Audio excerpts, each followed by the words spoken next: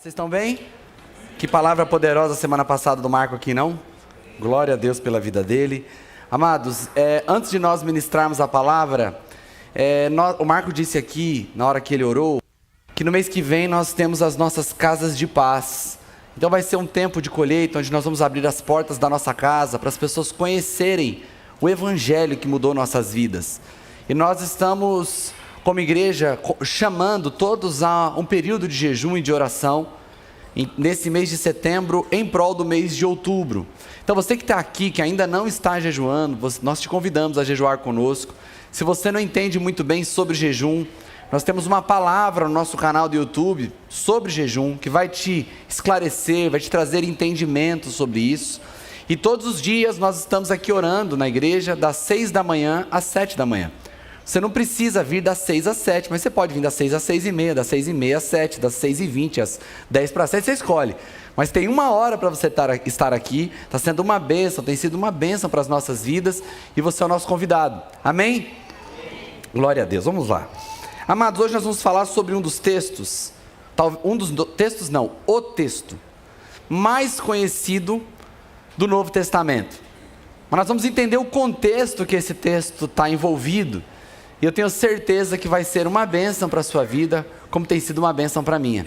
Queria que você abrisse a sua Bíblia, ou ligasse a sua Bíblia, ou acompanhasse conosco. Um texto que provavelmente você sabe de cor, e se você não sabe, logo você saberá. João 3,16.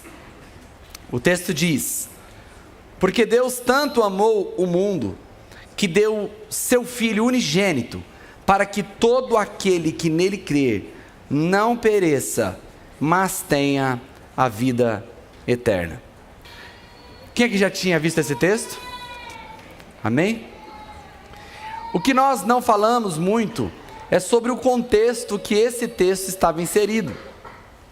Esse texto está inserido no meio de um dos diálogos mais incríveis de toda a Escritura. João capítulo 3 traz um diálogo tão rico, que hoje eu decidi comentar o diálogo, ir olhando ponto a ponto desse diálogo e aprender o que Jesus estava querendo ensinar para aquele amigo dele, aquele homem que estava fazendo amizade com ele naquele dia, e o que Jesus quer ensinar para nós. Amém? Vamos lá? Evangelho de João capítulo 3, nós vamos chegar no 16 de novo daqui a pouco, mas antes nós vamos fazer uma caminhada juntos, dentro do texto. Evangelho de João capítulo 3, a partir do verso 1 diz, e aí o texto pode ir continuando com a gente. Havia um fariseu chamado Nicodemos, autoridade entre os judeus. Eu disse que nós iríamos falar de um diálogo. Então o texto começa apresentando quem é que vai dialogar com Jesus.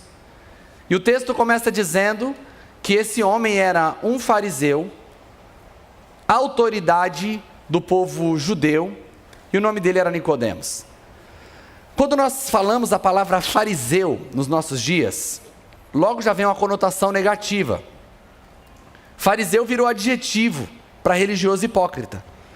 Então, se você é um cristão antigo, e você conhece um cristão também, que é hipócrita, que gosta de dar sermão nos outros, que gosta de ser religioso, mas que não vive uma vida condizente com aquilo que ele fala, normalmente as pessoas falam, esse cara é um fariseu. Eu até xingo, sabe, seu fariseu. O cara não gosta, não vai ficar feliz não se você falar isso para ele. Mas a verdade é que quando fazemos isso, nós perdemos um pouco o ponto de contato com a história. No tempo de Jesus haviam, se assim podemos dizer, denominações como existem hoje, denominações evangélicas, com diferenças doutrinárias. Dentro do movimento judaico, existiam também grupos que se autodenominavam, ou os fariseus, saduceus e tantos outros, que tinham diferenças doutrinárias e de interpretação da própria lei de Moisés. Mas os fariseus, se assim podemos dizer, eles eram o que havia de melhor dentro do judaísmo. Eles eram tementes a Deus, eles eram zelosos com a palavra, eles acreditavam na ressurreição dos mortos. O apóstolo Paulo, antes de se converter ao Evangelho, ele também era um fariseu. Os melhores expoentes das interpretações bíblicas naquele tempo eram fariseus. Então, o texto começa dizendo que um homem fariseu foi procurar Jesus. O texto continua no verso 2. Ele veio a Jesus à noite. Quando nós vemos que ele veio a Jesus à noite, a primeira coisa que vem à nossa cabeça é: ele não queria se expor, e é verdade. Ele procurou conversar com Jesus à noite para não chamar a atenção, provavelmente para não chamar a atenção dos seus pares. Ele não queria ser visto por outro fariseu conversando com Jesus, que estava movimentando e trazendo uma confusão dentro da ideia religiosa de Israel. Ele estava tendo a atenção do povo, coisa que os religiosos já não tinham mais, porque eles tinham se distanciado da vida do povo. Mas existe um outro olhar. Jesus vivia cercado pelas multidões. Por diversas vezes, Jesus, para conseguir falar, a Bíblia diz que ele tinha que subir em um barco, se afastar da margem para poder falar. Imagina pessoas querendo ser curadas, pessoas querendo tocar Jesus, e de repente um tocava e era curado, e de repente o outro, ele saía dizendo: fui curado, e de repente multidões tocavam Jesus, uma aglomeração terrível. Então, nós podemos olhar também que fariseu buscou Jesus à noite porque ele queria ter uma conversa com Jesus. Ele queria poder perguntar e queria ouvir a resposta. E ele sabia que isso seria muito difícil de conseguir de dia. E o texto vai dizendo que ele disse: Rabi, sabemos que ensinas da parte de Deus, pois ninguém pode realizar os sinais milagrosos que fazes se Deus não estiver com ele. Outra informação importante: Nicodemos acompanhava o ministério de Jesus, porque ele chega e fala: mestre, o que você faz não tem como fazer se Deus não estiver com você. Provavelmente Nicodemos viu Jesus expulsar demônios, provavelmente Nicodemos viu Jesus curar enfermos, provavelmente ele viu paralíticos andarem, cego ver, e ele diz: isso não pode ser operado por um profeta que não vem da parte de Deus. Mas isso não quer dizer que ele já estava vendo Jesus como quem de fato Jesus era.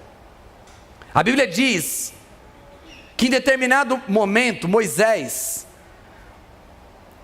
conversando com Deus, ele faz um pedido. Ele diz: Senhor, mostra-me a tua face. E a Bíblia diz que Moisés, pedindo isso ao Senhor, recebeu como resposta uma negativa, dizendo: não, Moisés, você não pode olhar para a minha face, porque não há ninguém que possa olhar para a minha face e permanecer vivo. Mas o seguinte, vamos fazer assim: eu vou passar do lado de uma rocha, você olha na fenda da rocha. O que Deus estava dizendo para Moisés era mais ou menos assim: está vendo aquela porta? Está vendo aquela fechadura? Está vendo aquele buraquinho? Eu vou passar por detrás e você me enxerga pelo buraquinho, mas você não vai ver meu rosto, porque ninguém pode ver o rosto de Deus e permanecer vivo. E a Bíblia diz que o Senhor passa e Moisés olha pela fenda da rocha, e o que ele vê é as costas de Deus, a glória de Deus que já estava envolto nele, e para ele aquilo foi incrível. Moisés se contentou em olhar as costas de Deus, mas Nicodemos não sabia que ele estava sentado diante da face do próprio Deus, e aquilo que Moisés quis ver, ele estava vendo. Ele estava diante de Deus, ele podia abraçá-lo, ele poderia adorá-lo, ele podia experimentar dessa presença, mas ele ainda não tinha tido essa revelação. Mas ele tinha entendido que Jesus era um profeta da parte de Deus.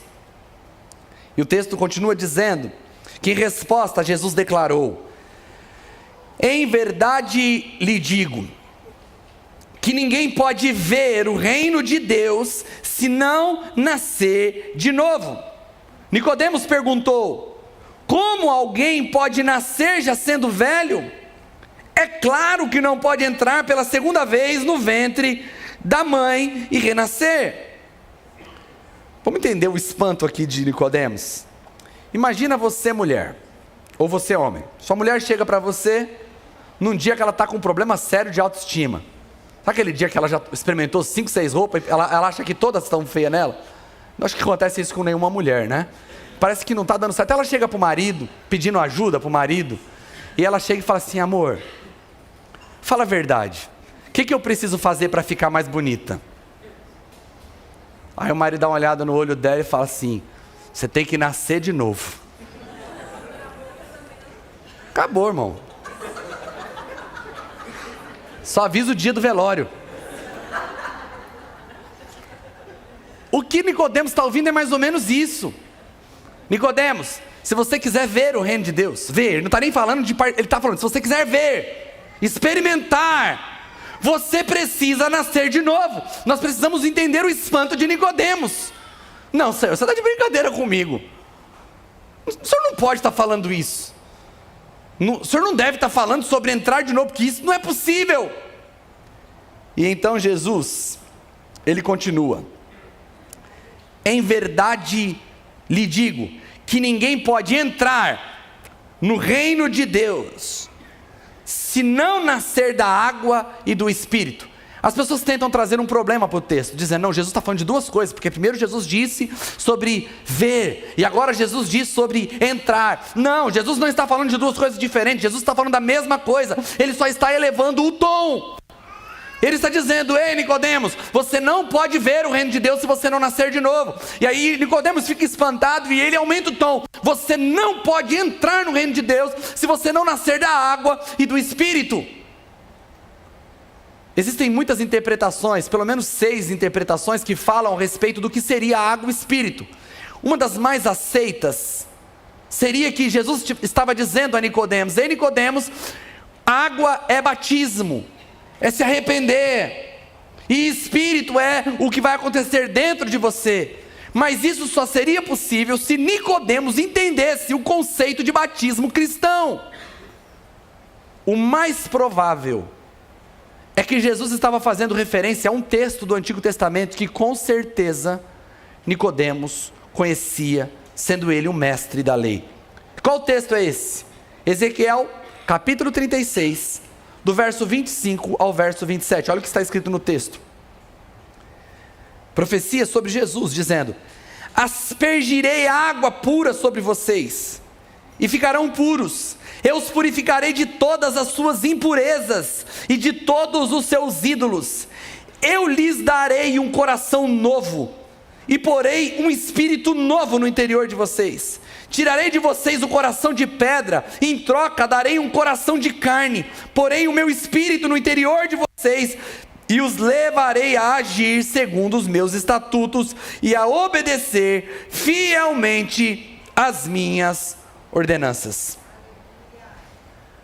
Nós temos que entender qual era o contexto que Ezequiel estava envolvido. Ezequiel era um profeta no exílio babilônico.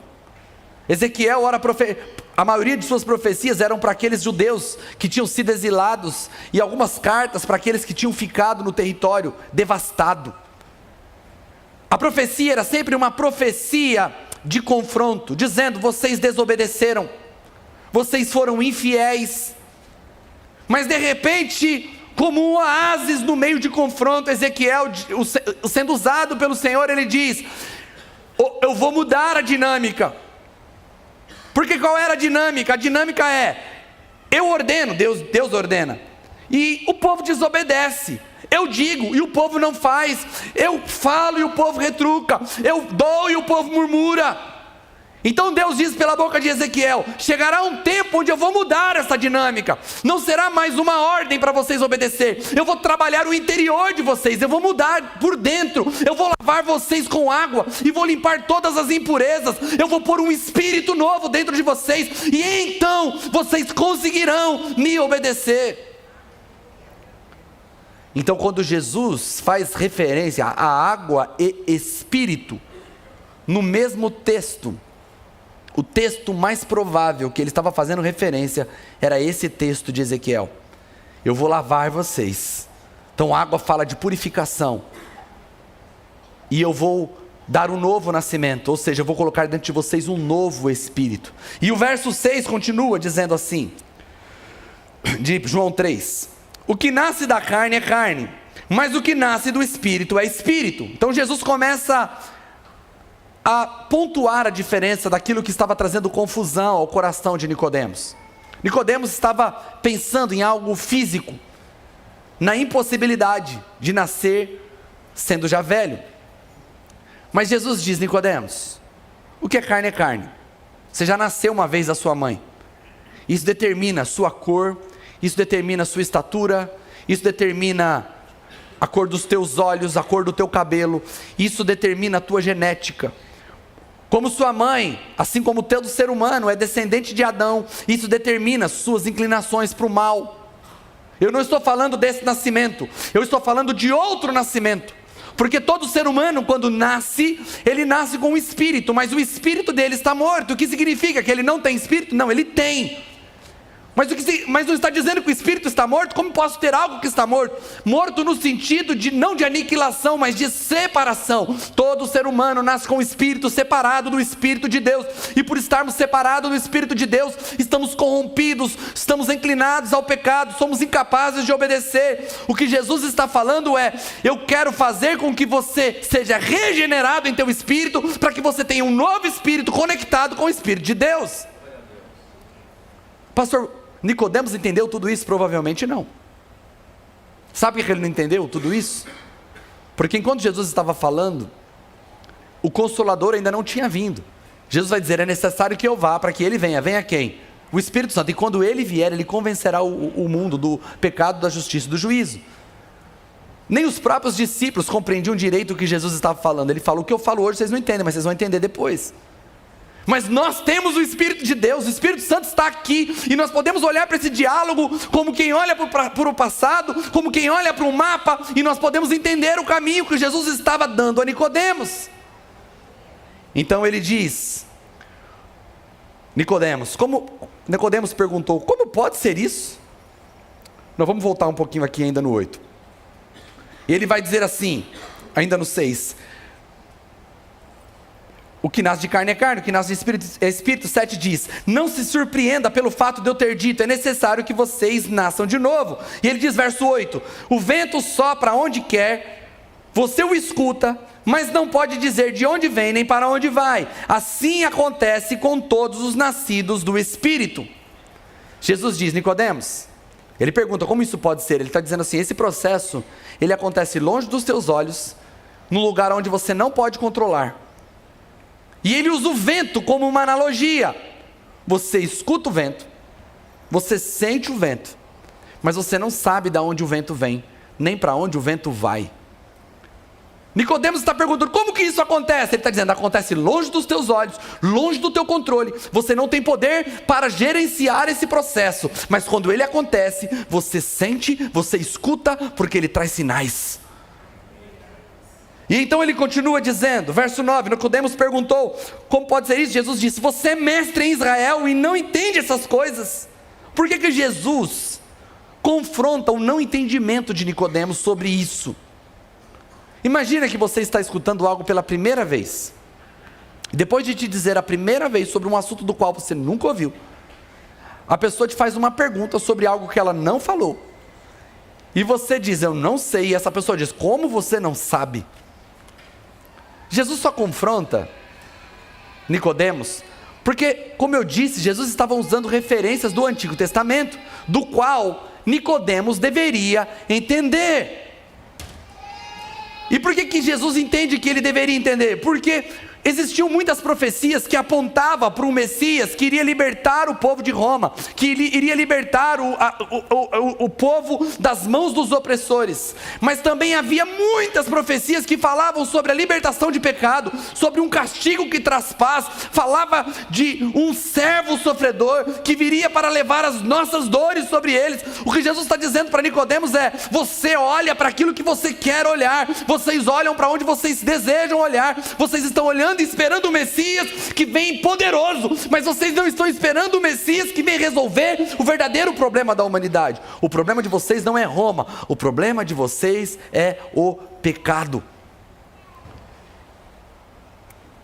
E Jesus continua dizendo: em verdade lhe digo que falamos do que conhecemos e testemunhamos do que vimos, mas mesmo assim vocês não aceitam o nosso testemunho.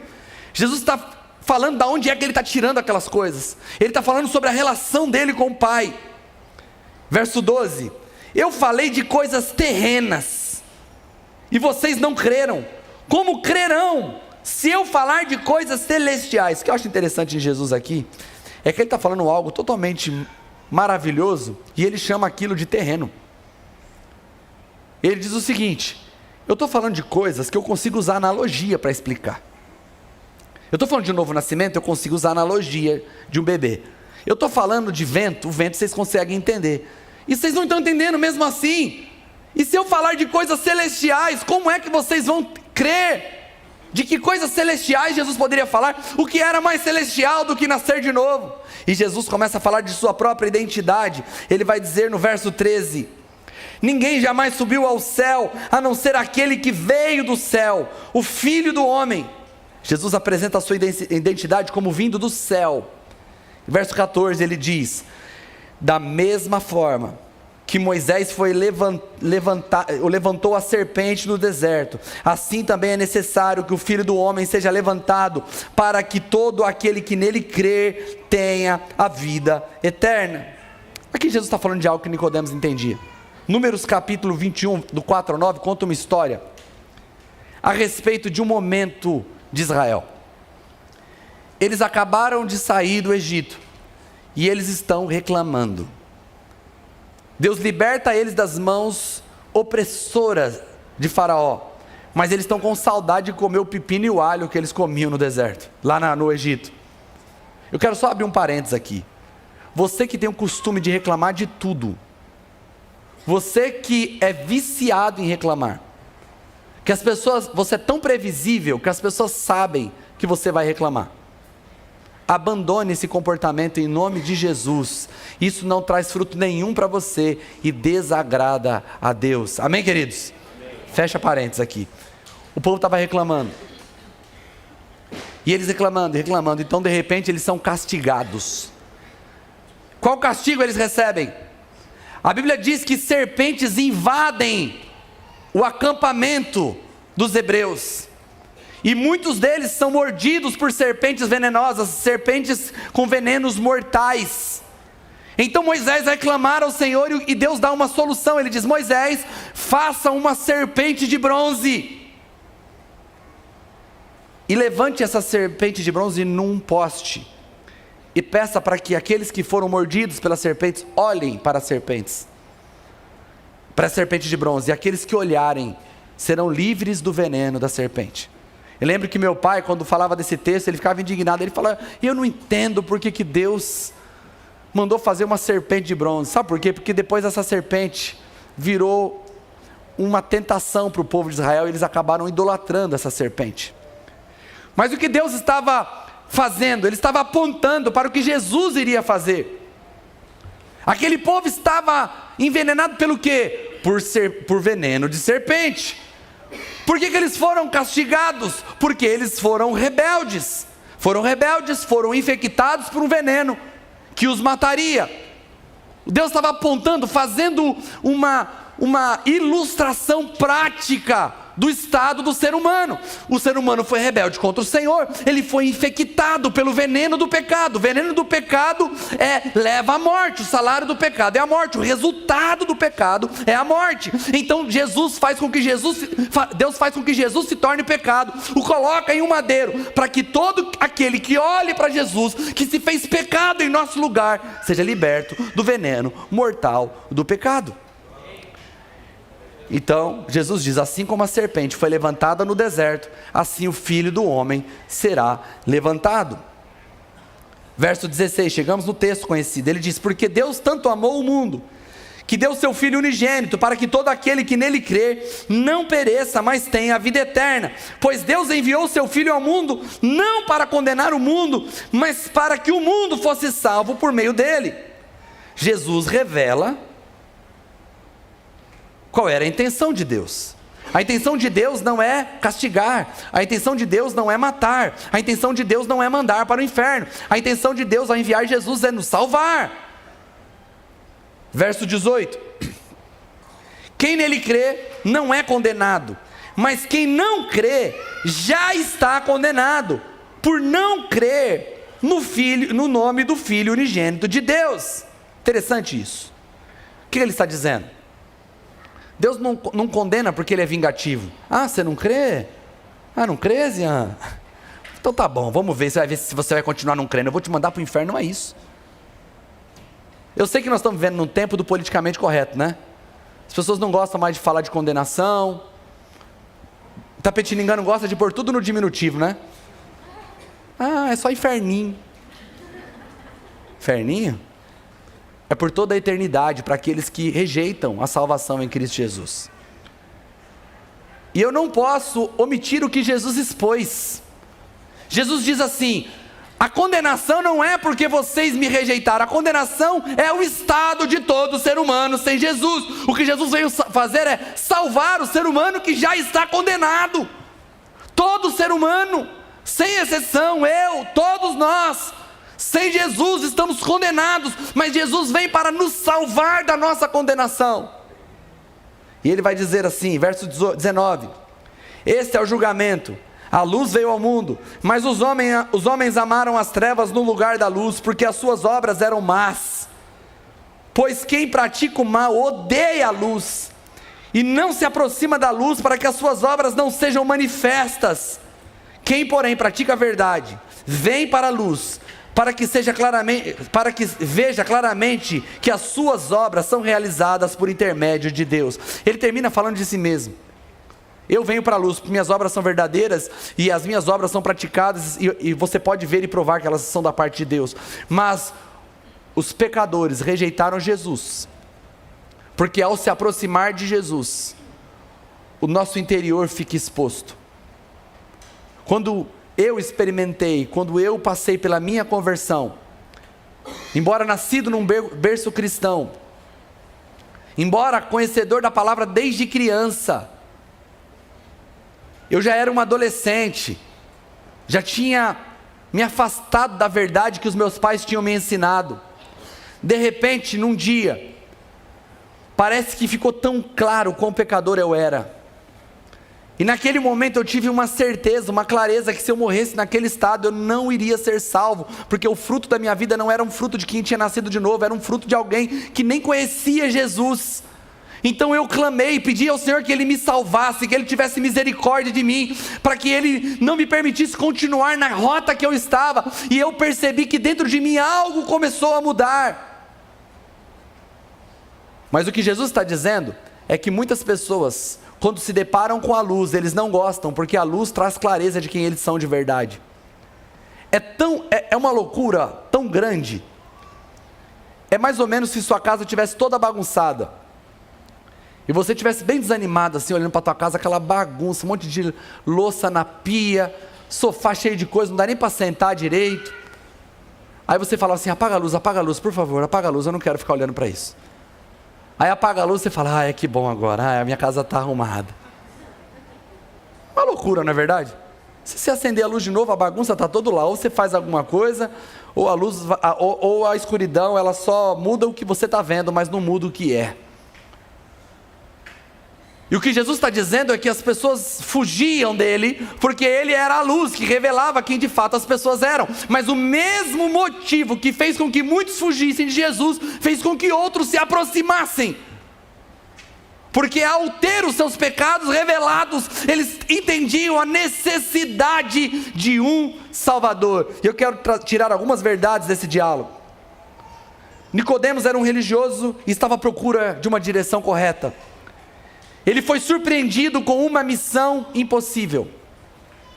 O tema da mensagem hoje é: tem que nascer de novo. Mas quando você recebe uma direção, uma ordem, da qual você é incapaz de cumprir, você precisa entender que o novo nascimento é uma obra exclusiva de Deus, da qual a sua participação é meramente passiva, ao ponto de dizer: Senhor, eu sei, eu quero, mas eu não posso. E é Ele quem faz a obra na sua vida. Pastor, o que eu tenho que fazer? Crer. Eu sei que você queria ouvir, todos nós queremos participar. Se eu falasse: não, vai daqui até tal cidade, levando uma cruz nas suas costas, você fala: isso aí faz sentido. Dá 25 voltas em volta do quarteirão, de joelho, e aí você vai ser digno. Legal isso aí. Mas quando nós falamos: não tem que fazer nada, você tem que crer. Não é possível que seja tão fácil assim. O que você está dizendo é mais ou menos isso. Imagina você na porta da tua casa, no dia do seu aniversário, e as pessoas estão ali, todas elas vão entrar na sua festa e está com uma sacolinha de presente. Aí uma pessoa chega, te dá uma calça, você abre e fala, nossa, que calça bonita. Quanto é? Aí o convidado fala, como assim? Quanto você pagou na calça que você vai dar para mim? Eu quero pagar. Você é louco, eu estou te trazendo um presente. Não, mas eu não vou ter coragem de usar essa calça se você não pagar por ela, eu quero pagar. Aí vem o próximo, o perfume. Quanto pagou? Como assim? Não, eu quero pagar. Deixa eu te dizer uma coisa. Você não tem condição de pagar pela tua salvação. Aceite isso, você é incapaz. Jesus já pagou, só recebe, agradece, fique em paz. E se você ainda não recebeu, creia e receba. É de graça. A salvação é um presente de Deus para nós. É um dom gratuito que você não pode e não deve insistir para pagar. Você precisa crer.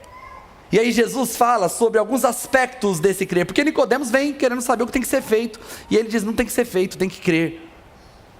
Então Jesus fala sobre alguns aspectos desse crer. Ele fala que esse crer, ele está relacionado com a perda do medo de vir para a luz. Se você crer, não tenha medo de vir para a luz.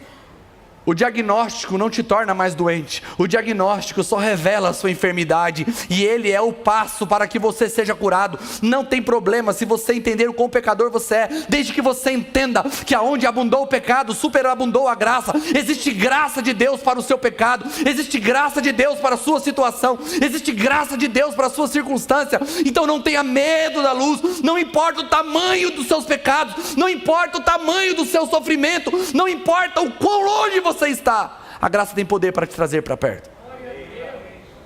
Então crer envolve a perda do medo de se aproximar. A fé envolve olhar para a cruz pelos motivos corretos. Anos atrás nós tivemos um fenômeno dos cinemas. A Paixão de Cristo, dirigida por Mel Gibson, foi algo incrível. Milhões de pessoas ao redor do mundo choraram ao ver Jesus sendo chicoteado, ao ver Jesus sendo crucificado, ao ver Jesus passando por zombaria. Você poderia ouvir os soluços de choro dentro da sala do cinema. Olhar para a cruz com choro e tristeza pelo que fizeram com Jesus não te salvará. Mas olhar para a cruz entendendo que naquele momento Jesus estava morrendo a tua morte, sendo crucificado no seu lugar. Ele se fez pecado para resolver o seu problema. E olhar para a cruz como fonte de salvação, substituição e convite a estar com Deus. A cruz não é o lugar para onde nós olhamos e choramos com dó. Nós olhamos e nos alegramos, porque foi através da morte de Jesus que nós recebemos a possibilidade de salvação. A fé envolve olhar para a cruz de maneira correta. A fé, crer em Jesus, fala sobre entender o destino daqueles que não creem. Essa é uma mensagem universal para todos. A Bíblia diz aqui, ele morreu para que todo aquele que nele crer não pereça, mas tenha a vida eterna. Mas nós não podemos eliminar o fato de que aquele diálogo estava acontecendo com um religioso. Nicodemos não faltava em culto nenhum. Nicodemos estava em todos os Tadéus. Estou trazendo para os nossos dias, tá, irmão? Você fala, nossa, já tinha Tadel na Bíblia. Estava na célula, irmão. Nicodemos, ele era uma pessoa envolvida, ele era um dos líderes. O que Jesus diz, ser alguém envolvido com a religião, vir em todos os cultos, ir em todas as células, não te salva. O que te salva é nascer de novo. Eu não quero te dar falsas esperanças. Deixa eu dizer, eu como pastor, eu tenho temor do Senhor. Se você é salvo, eu quero que você saia daqui pulando, saltitando de alegria. Mas se você ainda não nasceu de novo, não vá embora na certeza de que você está salvo, porque você cumpre ritos religiosos. Você precisa garantir, ter certeza que você nasceu de novo e então se regozijar na sua salvação. Quando eu prego sobre isso, duas coisas surgem. Aqueles que já estão muito tempo na igreja perguntam, será que eu sou salvo? Será que eu nasci de novo? E aqueles que ainda não tomaram uma decisão por Jesus, perguntam: o que eu preciso para fazer nascer de novo? Eu já falei: crer em Jesus. Deixar que o Espírito Santo traga clareza de quão pecador você é, e quão digno da condenação você é, mas como a graça te alcançou, e te deu aquilo que você não merecia, por amor e por graça de Deus. Mas para você, que já está aqui, talvez tenha se perguntado: será que eu nasci de novo? O novo nascimento, ele traz sinais, ele traz evidências. Lembra que Jesus disse a Nicodemos? O novo nascimento é assim, é como o vento, você sente, ouve o seu som, mas você não sabe de onde ele vem nem para onde ele vai. Ele está dizendo: não dá para gerenciar o processo, mas dá para saber que o processo está acontecendo, porque ele traz barulho, ele pode ser percebido.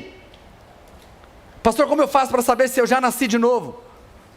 Tem pelo menos 2 evidências que você pode analisar na sua vida para saber se você nasceu de novo. Pelo menos, tem mais, mas 2 principais delas. A primeira: o novo nascimento traz junto de si transformação de comportamento, ele traz frutos, você precisa frutificar.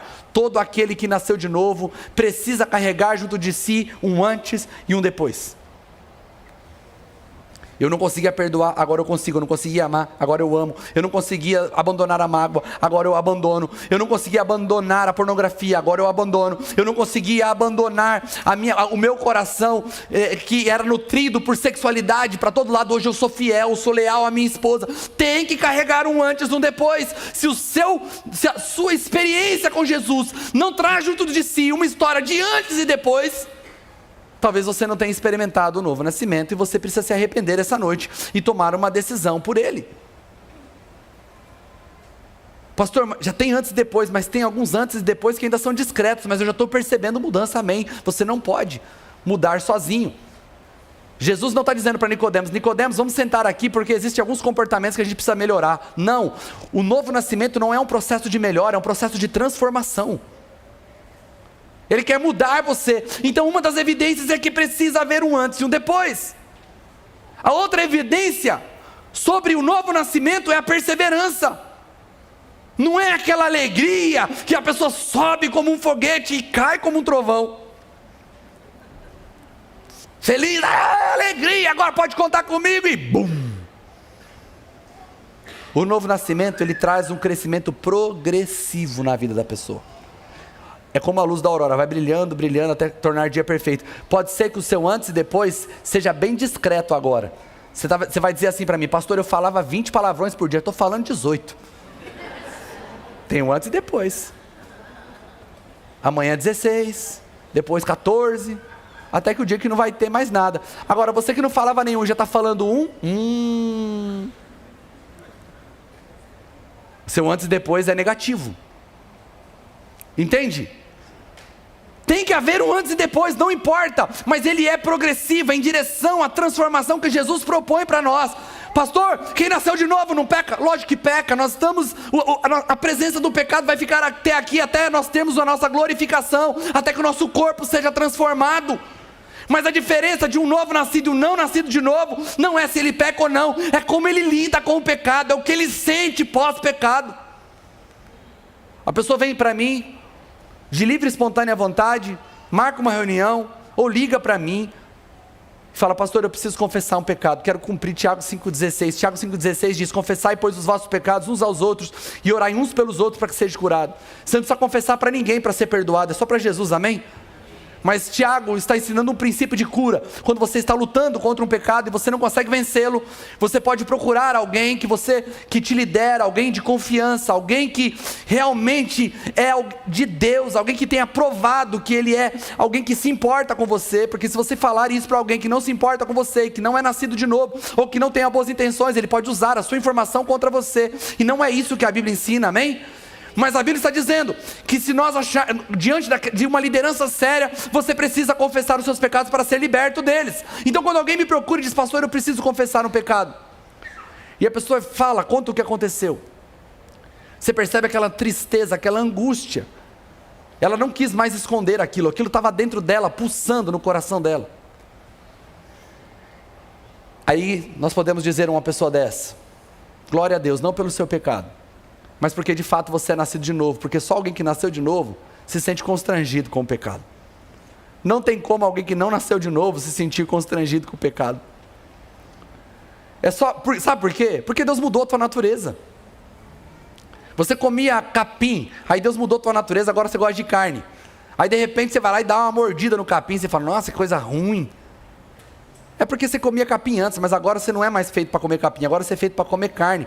Antes você tinha prazer no pecado, mas Jesus mudou a tua natureza. Você não gosta mais do pecado, você detesta, mas ele te atrai por conta dessa guerra entre suas naturezas. Mas quando você peca e você é nascido de novo, logo vem aquele mal-estar, porque isso não pertence mais à sua nova natureza.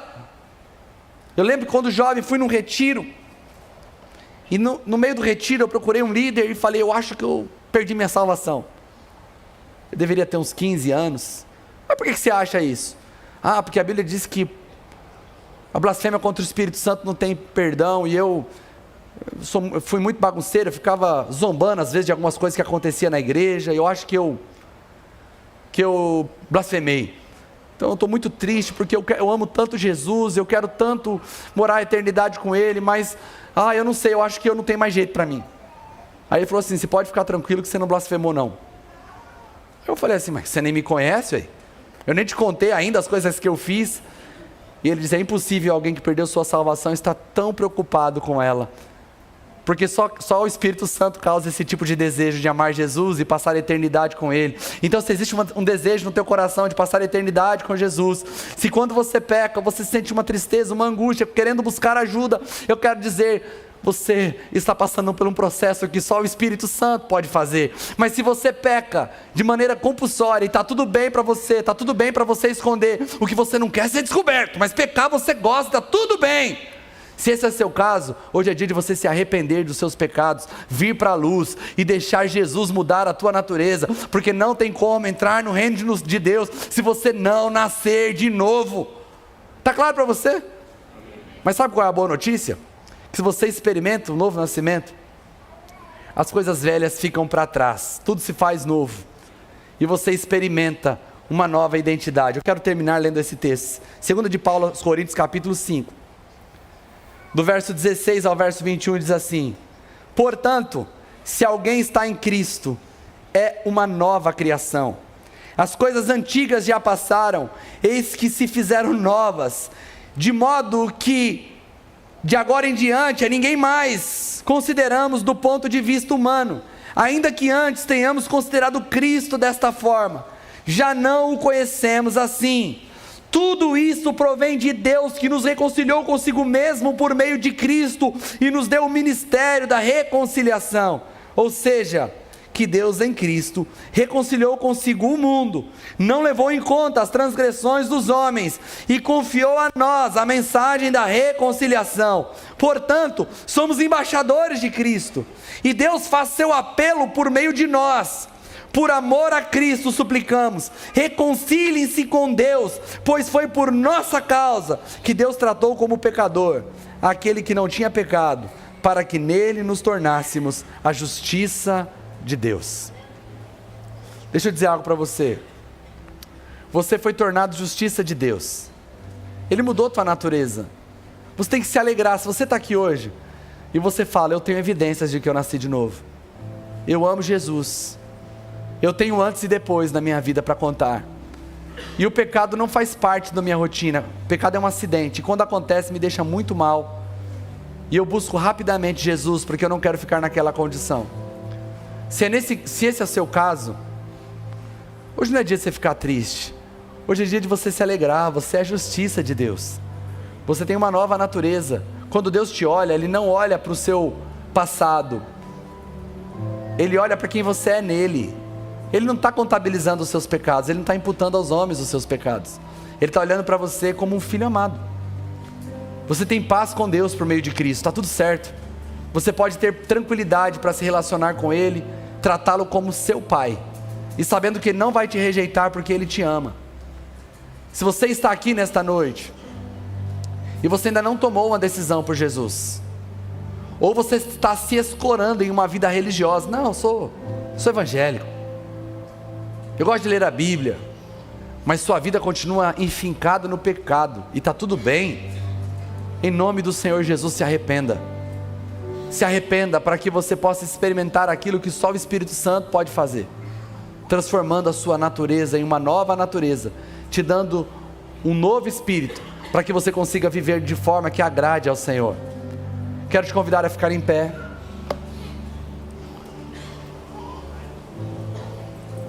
E eu fico muito feliz porque Jesus não apresentou um enigma para Nicodemos, Ele apresentou a solução. Você tem que nascer de novo. E eu queria muito que você fizesse a sua oração agora. É o seu tempo de responder essa palavra. Como é que você vai orar? Não sei. Se você precisa se arrepender, entregar sua vida para Jesus, começa a se preparar. Daqui a pouco os líderes vão estar aqui na frente. Você poderá vir aqui e entregar a sua vida para Jesus, ou voltar a Ele caso você tenha voltado atrás da sua decisão. Mas se você está na igreja há muito tempo e você não está regozijando, se alegrando no que Deus já fez por você, hoje é uma noite de você celebrar ao Senhor e lembrar do dia em que Ele pôs um antes e depois na sua história, quando Ele te pegou de um jeito e te pôs de outro. Faça a sua oração, é seu tempo de responder essa palavra.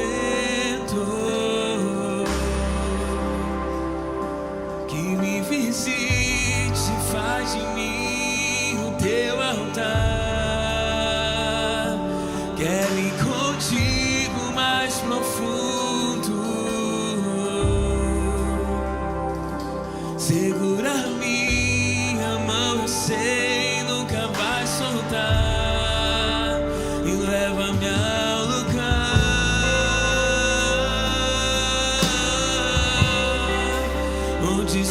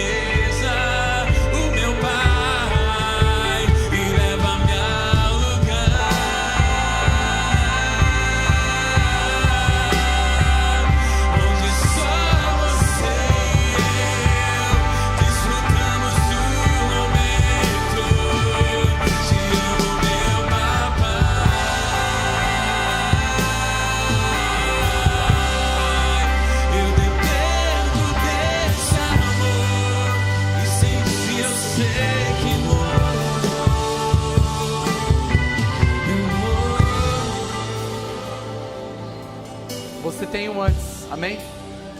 O dia que Ele te encontrou na sua tormenta e mudou sua vida inteira. Não tem coisa mais prazerosa de que poder cantar isso sabendo que isso é uma verdade em nossas vidas. Ele me encontrou um dia, Ele mudou minha vida inteira.